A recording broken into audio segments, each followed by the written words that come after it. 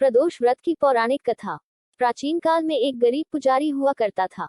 उस पुजारी की मृत्यु के बाद उसकी विधवा पत्नी अपने भरण पोषण के लिए पुत्र को साथ लेकर भीख मांगती हुई शाम तक घर वापस आती थी।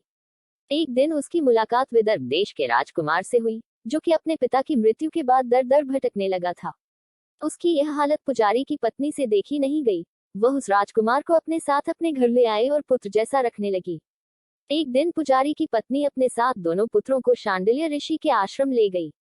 वहां उसने ऋषि से शिव जी के प्रदोष व्रत की कथा एवं विधि सुनी तथा घर जाकर अब वह भी प्रदोष व्रत करने लगी।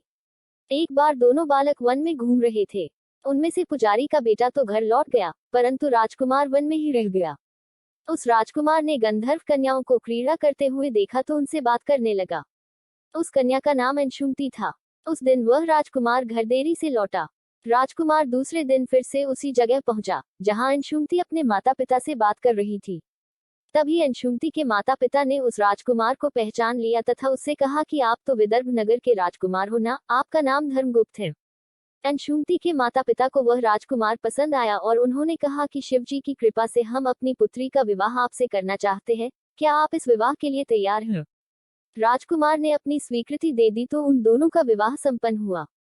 बाद में राजकुमार ने गंधर्व की विशाल सेना के साथ विदर्भ पर हमला किया और घमासान युद्ध कर विजय प्राप्त की तथा पत्नी के साथ राज्य करने लगा।